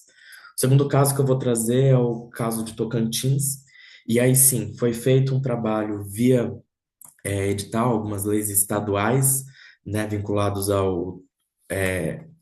uma estratégia macro que o Tocantins tinha, então algumas estratégias estaduais vinculadas à sustentabilidade. Foi feita uma seleção via esses editais, que gerou essa sociedade de propósito específico, que foi responsável pela qualificação internacional do projeto em si e pelo próprio registro. Então, foram cerca de, como se monetizou, né? 30, 40 milhões de reais aportados para a certificação, MRV e elegibilidade, com a vinculação dos recursos alinhados a essa estratégia do próprio Estado. trazendo, né, esse arranjo institucional para depois a emissão do contrato de partilha, com esse mandato dessas partes finais que eu tinha colocado no stack de financiamento. Por fim, trazer Tóquio como um último exemplo. Tóquio trabalhou um mecanismo de cap and trade, CAP, que é um pouco do que o Johnny mencionava, para criar localmente, a nível subnacional, os tetos de emissões para edifícios comerciais e residenciais. Por que isso? Tóquio já tinha suas análises desde 2010, 2009, que cerca de 20% das emissões de gás de efeito estufa na região estavam vinculados às emissões vinculadas aos prédios. Então, ele criou um mercado de comércio bilateral de créditos regulado pelo próprio governo local. Então, é um mercado intramunicipal que passa a ter esses tetos de compras, que nem o Johnny explicou, né? Quem está acima compra, quem está abaixo consegue vender, e o próprio governo local começou a poder definir algumas metas de redução baseadas no consumo do ano anterior. E aqui, de novo, como o mercado de carbono pode ser um incentivo para o próprio governo trazer empresas privadas ou incentivar que empresas privadas apoiem nas próprias metas locais, né? Então, com esse mercado regulado local, ele organizou uma demanda de preço setorial. Então, no caso, os edifícios de energia, que era uma grande questão para Tóquio, e puxou o setor privado para dentro da solução, via esses mecanismos de compliance mais simples e a mediação do consumo. Pode passar, Ana? E aí, aqui só um checklist muito rápido sobre alguns pontos que é importante vocês terem quando pensarem os mercados de vocês, pensarem os projetos de vocês. Primeiro que o mercado de carbono não é só sobre o carbono em si, as reduções. A gente tem que cada vez mais, e aqui o Clay, grande defensor disso, pensar os co-benefícios, como esses projetos podem ser multissetoriais. Então, a questão da conservação da biodiversidade, inclusão social, todos esses mecanismos de governança que eu falava, incluir comunidades vulneráveis, etc, etc. Então, ter esse plano de co-benefícios. O segundo, a questão do MRV, compliance e metodologia definidas desde o início.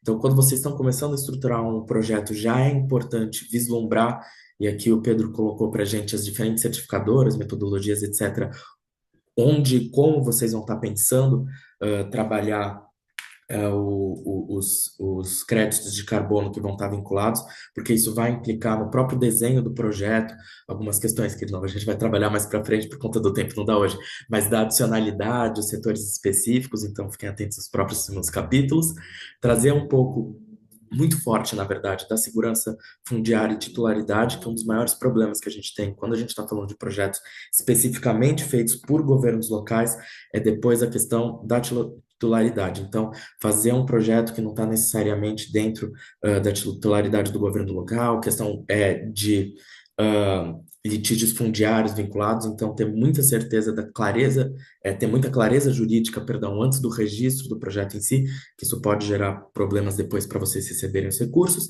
e por fim, um arranjo institucional que seja aderente àquilo que vocês têm disponibilidade. Então, avaliar e verificar, né? Então, seja as SPS, PPPs, consórcio com outros municípios, quais que são as opções que vocês têm para, inclusive, reduzir os custos de entrada dentro desse mercado. Pode passar, Ana.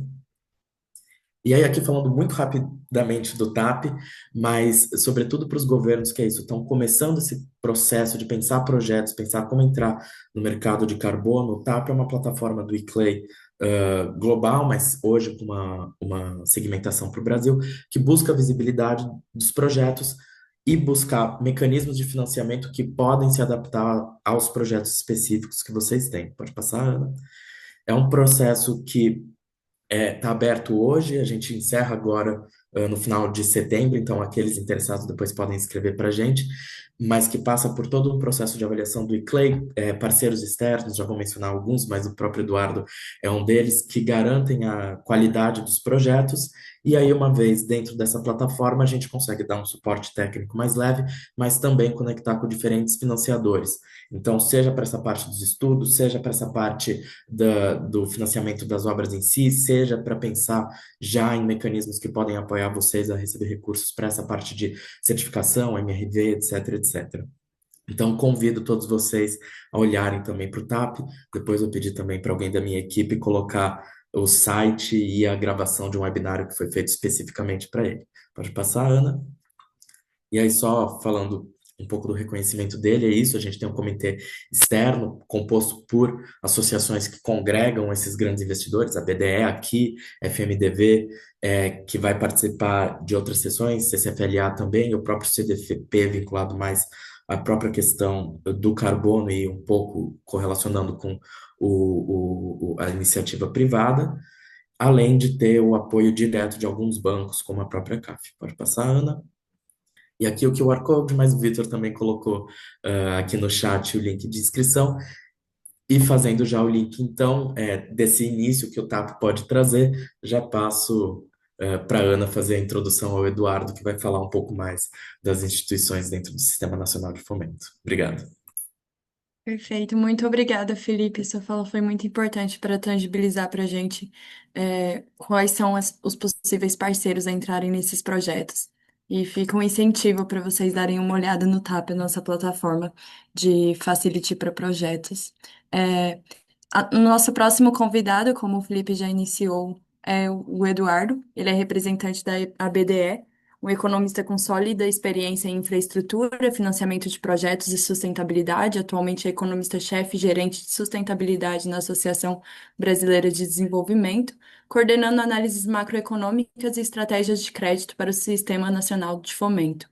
Ele tem mestrado em desenvolvimento sustentável pela Universidade de Sussex e especializações em PPPs, finanças e políticas públicas em instituições como a Fundação Getúlio Vargas e a própria Unicamp. Muito obrigada, Eduardo, pela sua presença. Gostaria de passar a palavra para você. Se precisar do auxílio, eu posso compartilhar sua apresentação. Obrigado. Bom dia, pessoal. Bom dia a todos e a todas. É um prazer aqui compartilhar com vocês aqui um pouco das iniciativas da BDE. Eu acho que para ficar mais para o último, né? Todo mundo já comentou um pouco. Agradeço o Dione, o Pedro e o Felipe aí pelos comentários, vários comentários. Então acho que talvez minha fala seja um pouco mais breve.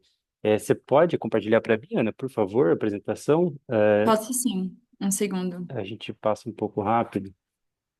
Aham. É,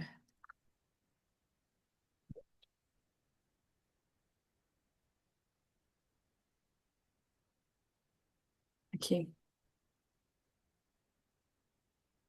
Maravilha, então acho que pode passar aí. Só para quem não conhece a BDE, acho que eu gostaria só de comentar rapidamente, né? Associação Brasileira de Desenvolvimento, qual faço parte aqui agora, é um conjunto de instituições, né? A gente representa um conjunto de instituições, são 35 instituições distribuídas né, no Brasil inteiro, em várias regiões do Brasil, praticamente todo o território, né? São, sobretudo, os bancos federais, BNDES, Banco do Brasil, Caixa, os bancos de desenvolvimento estaduais, BDMG, BRDE, né, Banrisul, as agências de fomento também, desenvolve, está conosco, a agência de Pernambuco, desenvolve Bahia, né, os bancos cooperativos, e dessas instituições são todas instituições que, eu vou falar um pouco mais, elas financiam grande parte do desenvolvimento do Brasil, porque estão comprometidas principalmente com crédito direcionado de longo prazo, né? Então aí elas acabam às vezes tomando riscos e entrando em mercados que outras instituições tradicionais comerciais acabam entrando menos, né? A Finep e o Sebrae também são nossos parceiros, né? A Finep com um viés muito forte em inovação, né? Com muitos fundos, e o Sebrae é também nosso parceiro desde fundação aí da BDE, tá? Só para dar um panorama, passa para mim, por favor, Ana. Então, como eu comentei, 46% do crédito do nacional estão nessas instituições, 35 instituições, né, financiamento de longo prazo, aí, grande parte também, modernização do setor público, praticamente todo desembolso para o setor público está no guarda-chuva dessas instituições que a gente chama de Sistema Nacional de Fomento, né? Elas também participam sobretudo com infraestrutura, né, no investimento em infraestrutura, seja via crédito direcionado, seja recursos não reembolsáveis, seja apoio à estruturação de alguns projetos, né, e também seja na própria compra de outros instrumentos como debêntures incentivadas e tudo mais. E o crédito rural, plano Safra, é, enfim, o Banco do Brasil é um grande repassador, né? Então tem mais de 60% do crédito rural dentro das instituições de fomento. Pode passar para mim, por favor, Ana? Por favor, mais um. Bom, então, assim, sobretudo, é importante dizer que são instituições que estão comprometidas com a agenda climática, com a sustentabilidade, com os projetos de sustentabilidade. A gente tem o ICLEI como grande parceiro de governos, né, que desenvolve os projetos, traz esse debate, fomenta esse debate super importante e rico para a gente caminhar numa agenda de transformação aí, ecológica, né? E, enfim, uma economia de baixo carbono, que também seja uma transição inclusiva, né?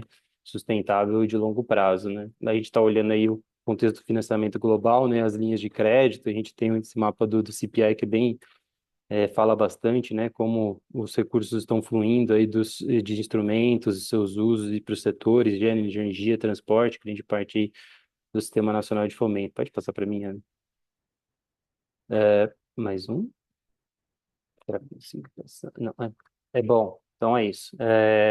Já comentei um pouco, né? Grande parte aí do patrimônio dos ativos do sistema financeiro são das instituições do Sistema Nacional de Fomento, crédito, sobretudo crédito de longo prazo, ali na última linha, superior a 3 anos. Quando a gente fala de crédito no Brasil, a gente tem duas frentes, que é o crédito livre e o crédito direcionado, né? Crédito direcionado à pessoa física, crédito direcionado à pessoa jurídico, instituições públicas, né, em todos os entes federativos, federais, estaduais, municipais, crédito ou captações também, créditos com garantia soberana ou sem garantia soberana, enfim, tem várias formatações. Esse Sistema Nacional de Fomento, sobretudo, atua nessas frentes. Por favor, mais uma. Bom, aí é para mostrar um pouco como que o sistema nacional hoje financia, né, o país, olhando por região. Então, o Sudeste ainda é uma região que tem uma grande presença do crédito, né, seguido depois de Sul, Centro-Oeste, Nordeste e Norte, né. Então, a gente tem feito também um esforço muito grande para que os projetos, né, estejam aptos aí em todas as regiões do país, né, para receberem o financiamento, para terem os financiamentos e que a gente consiga distribuir o crédito de forma a que atenda a todos, né, as regiões, né, como eu falei, as instituições estão presentes em todas as regiões, tem instituições que estão mais localizadas no Centro-Oeste, outras mais no Sudeste, mas tem algumas, principalmente os bancos públicos federais, atuam em todas as regiões do país, né. Passar para a gente, por favor. Carteira de crédito, pessoa jurídica, que é para mostrar um pouco como que o Sistema Nacional de Fomento atua, né, nas frentes aí de administração pública, serviços públicos, indústria, e comércio, como nós temos a distribuição nos últimos anos, 22, 23 e 24, você vê aí um crescimento grande aí do financiamento ao setor público, né? Pode passar para a gente chegar, Luca. Bom, o Felipe já comentou um pouco, nós aqui da BDE temos bastante orgulho de participar com vocês no ICLEI, enfim, nessa plataforma de projetos, né, para esse programa de ações transformadoras, sobretudo, importante a gente integrar várias visões, né, as visões de quem estrutura projetos, as visões de quem financia os projetos, muitas vezes também quem financia os projetos, por exemplo do BNDES, às vezes tem um recurso para a estruturação de projetos, para olhar os projetos, né, e acaba dando esse suporte também de estruturação de projetos. O caso da infraestrutura é o mais clássico, né, eles além de financiar em grande parte da infraestrutura, também ajudam a estruturar muitos projetos de infraestrutura, né? E eu estou comentando isso porque entendo que também que essa agenda é uma agenda que está relacionada com a emissão, né? Com a pegada de carbono, com a emissão de gás de efeito estufa e então elas acabam atuando muito nessa agenda. Pode passar para mim. Pode passar, acho que o Aqui Invest me deixa. Tá, então acho que assim, como eu comentei, né, esses conjuntos de instituições, essas 35 instituições que são muito diversas entre si, né, em termos de recursos, volume de recursos e também de tamanho, né, de recursos humanos, recursos financeiros, capacitações técnicas, são muito diferentes, mas atuam, sobretudo, no território nacional e, sobretudo, as menores têm atuação localizada, né, agências de fomento ou os bancos subnacionais. Na temática do mercado de carbono, essas, eu trouxe dois exemplos aqui, e depois focados no mercado de carbono, né? O Banco do Brasil tem, da- considerando todo já o que meus colegas já falaram anteriormente sobre o mercado, sobre toda a regulação, né? Toda a assinatura em dezembro de 24, né? E o avanço dessa temática no Brasil, né? O Banco do Brasil tem feito um esforço bastante grande para construir um, um, um, uma bolsa de comercialização de, de créditos de carbono, né? O banco entende que essa temática de mercado de carbono tem muito potencial no Brasil, né? Como a gente já comentou aqui anteriormente, e acho que além da segurança jurídica, né, que a lei traz, além das experiências aí do Pará, né, e outras experiências que a gente viu agora há pouco, né, é bastante importante que essas instituições trabalhem numa formatação que possam dar qualidade, fluidez para a comercialização desses créditos, né? E o Banco do Brasil tem feito esse trabalho, né? Ele tem uma meta de ser um player grande até 2030, negociar aí por mais do que 100 milhões de reais, né? Então, a ideia é construir uma plataforma, que eles estão chamando de uma plataforma integrada, ou non-stop shop, que é, né, onde eles dão um suporte na originação do mercado do crédito de carbono, né? Na comercialização desse crédito, né? Seja conectar aí a oferta com a demanda e conectar esses diversos atores, né, numa bolsa, porque hoje em dia grande parte é feito no mercado livre, né, assim, no balcão, né, não propriamente dentro de um espaço organizado, né, como seria a bolsa aos moldes, vamos dizer assim, da bolsa de valores que a gente tem hoje, mas seria uma bolsa verde, né, uma bolsa voltada para o mercado de carbono. E a vantagem do Banco do Brasil, da guarida para esse movimento, é que é uma instituição que está praticamente todo o território, tem mais de 85 milhões de clientes, uma carteira, né, gigante de 1,2 trilhões de reais, presença também internacional, e já atua, né? Dos 70 projetos aí que a gente tem mais ou menos mapeados 25 desses projetos, o Banco do Brasil já atuou de forma direta, né? Ou até indireta em alguns outros projetos. O que a instituição tem avançado muito é nessa conversa com os outros reguladores, né? Sobretudo a Comissão de Valores Imobiliários, a CVM, né? O Banco Central, e a busca aí para fazer todo esse alinhamento, construir essa bolsa para ser lançado na COP, né? Acho que é um momento de visibilidade, mostrar também a importância aí que a instituição está dando para essa temática do mercado de carbono e também um momento bastante importante e oportuno para o Brasil, né? Para a gente mostrar o compromisso aí, né, do país e também das instituições nacionais de fomento nessa temática. Pode passar para mim, por favor?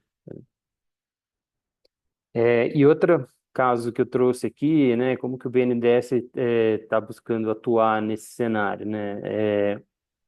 O BNDES, enfim, eu não acredito que seja só o BNDES, né, as outras instituições também, né? A gente falou muito de certificação, né, da estruturação de projetos, como que certifica, e há um mapeamento de que parte significativa dessas certificações elas são internacionalizadas, né? Todo um framework são internacionalizados, tem custos, às vezes até em dólares, né? E tem um custo relativamente elevado, né? Então, a gente vê grandes projetos saindo porque acabam apresentando mais viabilidade, né? Mas o BNDES tem encampado uma iniciativa de trazer essa temática toda de certificadoras para desenvolver uma certificadora que fosse nacional, né? Que fosse reconhecida nos padrões internacionais também, que pudesse dar guarida para todo esse mercado, né, de construção de projetos, certificar os projetos, monitorar os projetos, né, acho que um pouco o que o Felipe comentou agora há pouco, né, que tem todo esse processo, né, da originação do projeto e da venda, né, e da certificação do monitoramento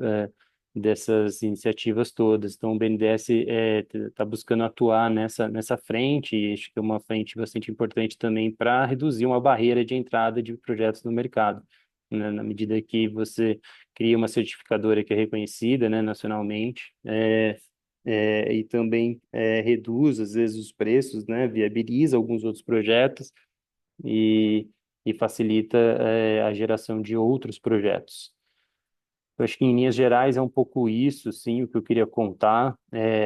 Toda essa experiência do Banco do Brasil e do BNDES aqui, sobre direcionados, né, para o mercado de carbono, mas também são instituições que têm feito um trabalho bastante grande na descarbonização como um todo, na própria ANIB, Nova Indústria Brasil, né, em outros projetos também, né, que estão relacionados à temática de carbono.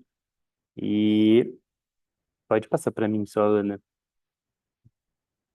Então, bom, acho que eu trouxe também um exemplo, né, de um banco subnacional, que é o BDMG, que fez uma emissão de título sustentável, né, e também financia aí o setor público de alguma forma, né, tem todo um arcabouço aí forte para atuar e dar o suporte e desenvolver é, projetos junto com, com os entes subnacionais.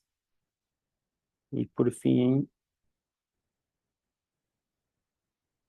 para os fundos soberanos também, outra iniciativa aí e na frente de sustentabilidade, né, os fundos soberanos subnacionais, que, enfim, são fundos que estão surgindo agora, uma discussão bastante rica no Brasil, que são fundos que têm o objetivo de financiar, na verdade, inicialmente eles captam recursos de royalties, né, seja de petróleo, seja de CEFEM, né, contribuição federal para a exploração do minério, né, em regiões como, por exemplo, Minas Gerais, Espírito Santo, ou em São Paulo, Ilhabela, por exemplo.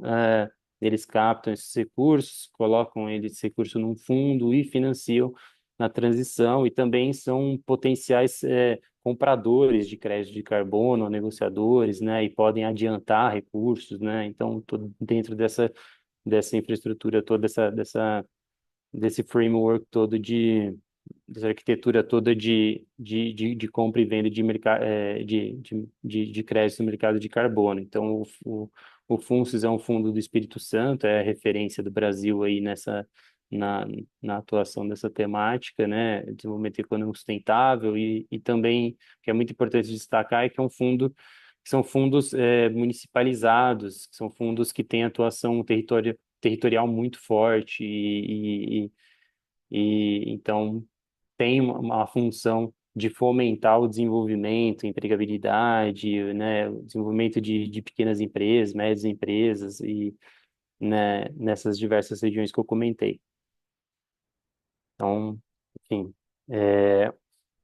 esse é um conjunto aí de exemplos dos fundos, eles somam mais de 2, 3 bilhões de reais também, enfim, e então esse é um pouco trazendo aqui um pouco das experiências das instituições de fomento, né, fomento que a BDE representa, né, e eu acho que eu gostaria de destacar mesmo na temática especificamente do mercado de carbono, o Banco do Brasil e o BNDES ele tem atuado bem fortemente nessas frentes, tanto na busca da criação de uma bolsa, né, para comercializar, para facilitar, né, e para integrar esses diversos agentes que são, enfim, ofertadores, né, dos créditos, os demandadores dos créditos, e também o BNDES aí numa busca de fortalecer, né, um arcabouço não regulatório, né, porque o arcabouço regulatório já está sendo colocado, sendo desenvolvido, né, mas também num arcabouço de comercialização e de certificação desses projetos. Então, enfim, são iniciativas que a gente entende que é bem importante aí para a transição climática do Brasil. Acho que era isso. Então, quero agradecer, fico à disposição. Agradeço de novo, obrigado a oportunidade para apresentar, e estou à disposição para dúvidas e outros comentários. Obrigada, Eduardo. A gente que agradece pela fala. A BD é um importantíssimo parceiro nosso do TAP e acho que você trouxe excelentes panoramas de como essas instituições de desenvolvimento estão olhando a questão dos créditos de carbono. Bom, agora a gente abre o nosso momento do debate e a gente incentiva todos que participem com quaisquer dúvidas são bem-vindas. As dúvidas podem ser enviadas tanto pelo chat, mas se preferirem abrir o microfone e direcionar a fala, a gente também abre a oportunidade para esse momento. É, alguma dúvida já estava inscrita? Oi, Ana, tem inscrição? Desculpa. Acho que não, sério. Acho que pode ir. Depois a gente lê a dúvida do Rodrigo que mandou no chat. Calma, por favor.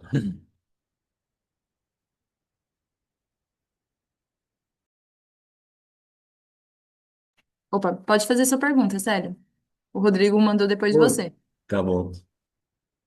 Bom dia a todos. Obrigado pela excelente palestra aí sobre o papel aí oportunidades dos governos locais para o mercado de carbono. Eu sou Célio Andrade, sou professor e pesquisador da Federal da Bahia, Universidade Federal da Bahia, e venho acompanhando um pouco essa temática já há algum tempo. E a minha pergunta vai no sentido de a gente tem um desafio enorme pela frente, né? A gente, apesar de todo o esforço do ICLEI e de todas as outras organizações, só a gente tem mais de 5 mil municípios, né, no Brasil e somente menos de uma centena, ou talvez menos de 50 municípios é, tem seus inventários, tem seus análises de risco, vulnerabilidade, tem seus planos de ação climática, né? Então a gente tem um desafio enorme e um caminho grande pela frente aí no sentido de oportunizar isso, né, para os municípios e falando federalismo climático, né, da governança multinível, o município acaba sendo a parte mais fraca, né, em termos de capacitação técnica, institucional, capacidade financeira. Então, eu acho que o TAP vem em boa hora aí no sentido de ajudar, né, essa parte mais fraca da governança, que são os municípios. A minha pergunta vai no sentido, dado esse contexto, né, de poucos municípios têm seus planos de ação climática, a minha pergunta vai no sentido de que, a meu juízo, né, esses projetos têm que estar alinhados aos PACs, né, aos planos de ação climática. Não adianta nada colocar um projeto no TAP e completamente desalinhado, que o município não sabe quanto emite, que setor emite, não tem plano de ação climática. Então, eu queria ver mais ou menos a opinião de vocês em relação a isso, ou seja, já que tem poucos PACs, né, ou seja, planos locais, né, é, como é esse alinhamento em relação a- aos projetos, né, que são candidatos ao TAC, né, ao TAP, desculpe, certo? A existência dos planos de ação climática, né, ou seja, como eu falei, a meu juízo, eu acho que os projetos têm que estar alinhados aos planos de ação climática, como são poucos, né, planos de ação climática, isso limita muito, eu acho, aos os projetos. Não sei, uma dúvida que eu tenho, eu queria que, se você esclarecesse, seria interessante. Obrigado aí, e mais uma vez, parabéns pelas palestras. Muito obrigada pela pergunta, Célio. Super relevante. Pode comentar, Felipe. Eu vou, se os colegas permitirem abrir, que eu acho que eu consigo falar um pouco dessa, depois se alguém quiser me complementar. Mas, primeiro, em relação ao TAP especificamente, hoje a análise é muito feita vinculada à contribuição do projeto especificamente, aos marcos mais globais, então, tanto o NDC quanto as próprias ODS, e melhor ainda, se o município tiver qualquer instrumento de planejamento territorial que também esteja sendo amparado por esse projeto específico. Então, não precisa necessariamente ser o PLAC, mas pode ser, por exemplo, um plano diretor, algum outro instrumento que a gente consiga fazer a correlação. Em relação à carência que você colocou, a gente concorda, sério, assim, do lado do ICLEI, que é uma grande defasagem que a gente tem, o número de municípios que hoje em dia já tem esses instrumentos, e aí o que a gente tem visto são duas coisas, né? Um é o trabalho regionalizado, então, o trabalho via consórcios, até por isso eu mencionei mesmo o mercado de carbono, e aí a gente está com uma experiência muito boa agora na região sul, no Alto e Médio Vale do Itajaí, em que está sendo elaborado um trabalho regionalizado, com peças identificando para cada um dos lugares, mas que aí diminui o custo de entrada justamente, cria o potencial de impacto maior, que é um dos grandes problemas que a gente tem, falando do lado do financiamento, é que às vezes trabalhar com um município de 15 mil pessoas, 10 mil pessoas, muito provavelmente ele não vai ter o recurso e não vai ser tão interessante para a maior parte das instituições financeiras. Então, esse trabalho de agregação tem sido muito importante. E pode ser feito tanto via consórcios ou trazendo um papel mais ativo do próprio governo estadual. E aí você mencionava do federalismo, né? Eu acho que cada vez mais as pessoas têm visto dentro do âmbito do federalismo climático brasileiro o papel-chave que os estados vão ter cada vez mais nessa interlocução e nesse nível multinível para passar as capacidades para os governos locais a nível municipal, né? Então, acho que, respondendo muito brevemente, mas dando alguns direcionamentos do que a gente tem feito, que tem pensado, acho que entra nesse âmbito. Aí não sei se tem algum colega que queira me complementar. Muito obrigado pela resposta. O desafio está aí, né? Posto, e a gente tem que trabalhar com ele. Eu acho que se ninguém tiver uma outra pergunta, tem uma outra Eu pergunta em gostaria. relação às Opa, desculpa. metodologias. Ah, desculpa, tem desculpa. Eu fico, Tem. eu fico na fila, eu fico na fila. Perfeito, perfeito. Pode se inscrever novamente, Célio. É...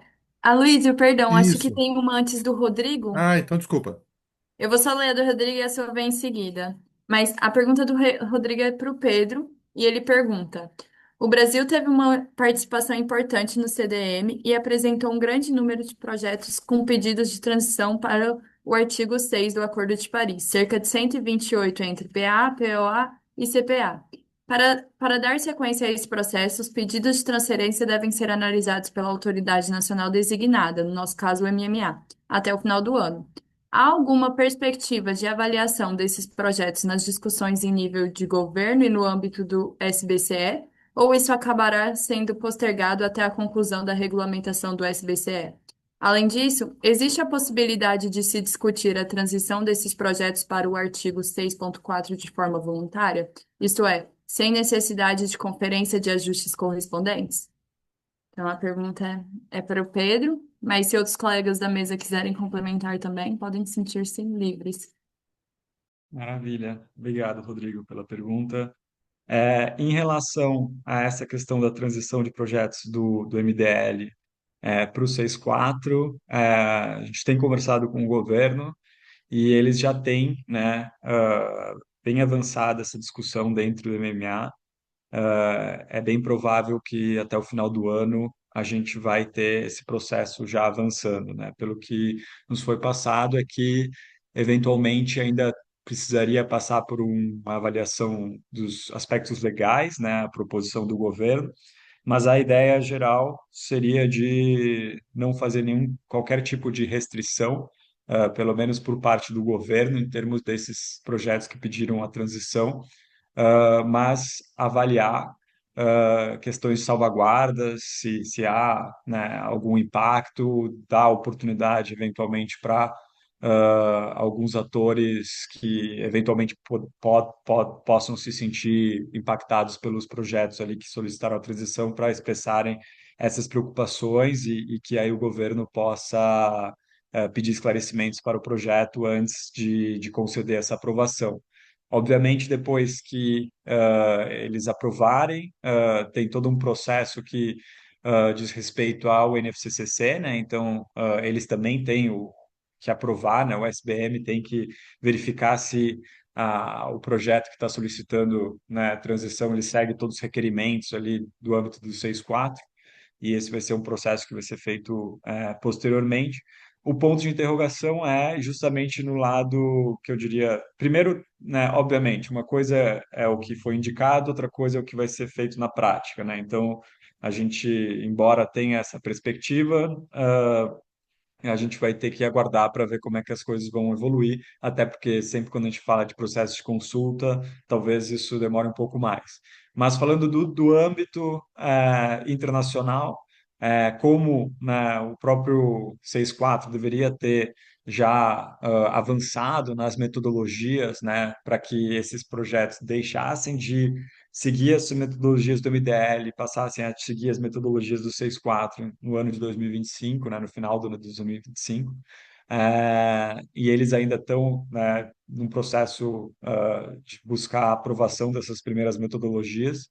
É bem provável que isso vai ter um postergamento desse prazo para que a gente consiga ter também a aprovação de metodologias e que esses projetos já possam, de fato, seguir essas metodologias do 6.4, né? Então, esse é um ponto de atenção. Em relação à questão de utilização, né, dos créditos que venham a ser gerados a partir desses projetos que transacionaram para questões voluntárias, né, para contribuições de mitigações, é uma possibilidade. Acho que esse é um ponto que vai vir depois, né, à medida que os projetos estiverem, de fato, dentro do 6.4, cabe ao governo brasileiro conceder as autorizações para aqueles créditos que estão sendo gerados ou, né, enfim, indicar que esses créditos vão ser MCUs, né, que são exatamente esses créditos que não exigem ajustes correspondentes, né? Então, é mais por aí que a gente vê. Perfeito, muito obrigada, Pedro. Se não tiver nenhum comentário dos outros participantes da mesa, acho que pode fazer sua pergunta, Luiz. Se preferir, eu posso ler também. Não, eu posso falar então. Bom dia, tudo bem? Meu nome é Luiz, eu sou engenheiro civil, sou também pesquisador do pós-doc do USP Cidades Globais e trabalho com a parte de infraestrutura sustentável na parte de. E eu trabalhei no meu no meu doutorado na questão de implantação de redes de infraestrutura com um berço de plástico reciclado na calçada, evitando principalmente a quebra de asfalto e toda essa questão, onde nós fizemos um projeto piloto aqui no Sapiens Park. E uma das questões que a gente tem levantado ele tem vantagens com relação a custo, né? Porque ele reduz o custo, principalmente por causa da quebra do asfalto, mas a gente não coloca, né, nesse levantamento a questão do crédito de carbono relacionado à utilização do plástico como o lixo, no caso, o lixo plástico como berço desse material. E eu queria entender de vocês como vocês veem isso, como vocês entendem essas novas tecnologias, principalmente para a parte de infraestrutura, em que a gente tem essa questão frente à infraestrutura convencional. E se isso pode gerar crédito de carbono, pode gerar green bonds, alguma coisa nessa linha. Essa é mais ou menos a minha pergunta. Não sei se foi clara a minha exposição aí.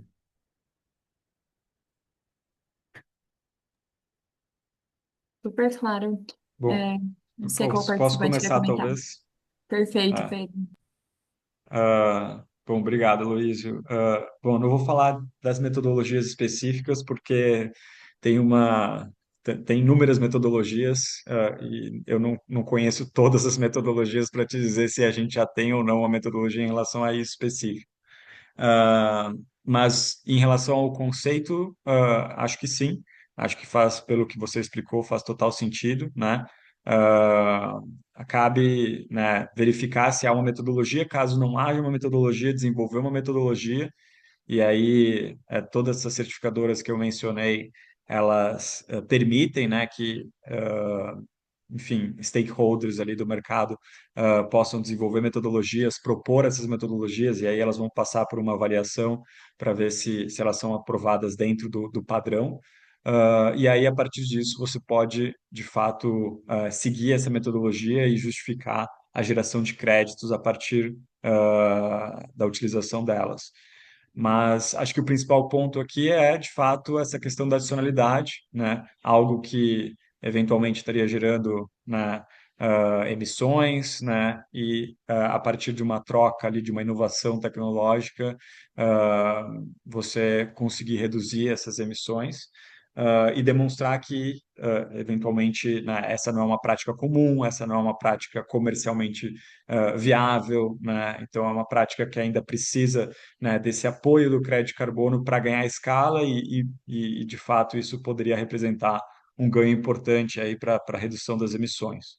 Então, é mais por aí que a gente vê. E o mercado voluntário tem justamente esse componente, né, por ele ser voluntário, de facilitar novos projetos, inovações, né? Então, projetos que talvez não tenham a maturidade em termos de para serem até válidos dentro de um ambiente regulado, né? Mas que eles vão ser fundamentais para que a gente consiga atingir o Acordo de Paris. Então, tem muitas tecnologias que hoje nem foram desenvolvidas ainda, mas que precisam ser desenvolvidas, porque se a gente só trabalhar com as que a gente tem hoje, a gente não vai conseguir chegar lá. Então, o mercado voluntário traz esse componente, é super importante que esse tipo de atividade seja estimulada pelo mercado. Mas, enfim, que o Felipe levantou a mão, fica à vontade, Felipe. Não só complementar o Pedro muito rápido, acho que o principal ponto é vocês entenderem se tem adicionalidade, porque não havendo vai ser difícil o trabalho no mercado de carbono, e aqui é, trazer algo que a gente sempre traz na área de finanças, que não necessariamente o mercado de carbono vai ser a única ou a melhor solução. Então, acho que é importante analisar o projeto de vocês, porque às vezes vai ser melhor tentar vincular um GSSS Bond, então Green Sustainable, etc., Bond, um derivativo climático. Eu acho que é importante entender a composição daquilo que vocês têm para avaliar as opções. É isso. Entender o que tem adicionalidade, maravilha. Entender, junto com a certificadora, se já existe uma metodologia. Não existindo, se vale a pena ou não vocês tentarem trabalhar uma nova metodologia vinculada, ou se é melhor entrar dentro desse mercado dos títulos temáticos, enfim. É, não respondi, mas colocando Não, aqui umas agradeço, outras. Felipe. Não, e até uma outra pergunta, se vocês conhecem algum tipo de projeto que já tem essa metodologia, ou que já foi desenvolvida essa metodologia. Você comentou do Promobis aí, inclusive eu estou atuando junto ao Promobis em paralelo também, aqui de Itajaí, né, o projeto de mobilidade ali, até pela minha especificidade. E justamente a gente está buscando também para esse projeto alguns requisitos ou alguns projetos que a gente possa usar como case justamente para dar essa escala, né? Como é que a gente conseguiria colocar uma receita acessória nesses projetos que precisam ter características ambientais, principalmente por alguns locais que têm uma questão muito tênue, que é aqui em Santa Catarina, por exemplo, eu falo de Florianópolis, que é a questão ambiental, principalmente questões relacionadas à resiliência, né? É esse ponto que a gente coloca. Do meu lado, acho que eu vou ficar devendo, mas já passo para o Pedro, Tá. que ele abriu. Acho que na questão de mobilidade verde, né, a gente tem exemplos, por exemplo, daquelas bicicletas elétricas, né, elas geram crédito de carbono. Então, eles conseguem comprovar ali que a partir da utilização, né, dessas bicicletas, você tem uma redução em termos, né, do que eventualmente seria emitido se essas pessoas optassem por um outro meio de transporte. Então, por exemplo, eu sei que a Tembici, né, é uma dessas empresas que utiliza a geração de crédito de carbono para ajudar a financiar o programa. Então, pode ser uma referência interessante aí para vocês pesquisarem. Perfeito, Pedro. Muito obrigada. Muito obrigada, Felipe. Acho que a gente vai encerrar as questões por aqui, a não ser que tenha uma super urgente, por conta do nosso tempo e para aproveitar o tempo de todos os participantes. Mas a gente gostaria de reforçar que temos mais dois webinários na nossa série, que vocês já vão receber o convite, então fica o próximo no próximo mês e o outro em novembro. Eu também gostaria de reforçar a necessidade de responder o nosso questionário de avaliação, porque por ser o primeiro webinário da série, a gente gostaria de adaptar as questões para os próximos, ver como vocês experienciaram a sessão de hoje, e é a partir desse formulário de avaliação, que a gente vai conseguir emitir os certificados de participação.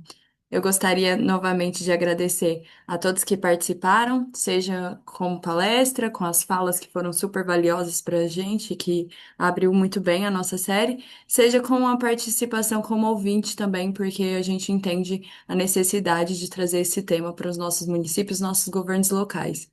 Gostaria de agradecer a todos em nome do ICLEI e principalmente em nome da nossa área de Finanças Verdes. Nossa gravação estará disponível no YouTube e nos vemos no próximo webinário. Muito obrigada. Maravilha. Obrigado, Ana. Obrigado a todos, a todas e um bom dia. Obrigado, bom dia, pessoal. Obrigada, pessoal. Tchau, tchau. Bom dia, tchau, tchau.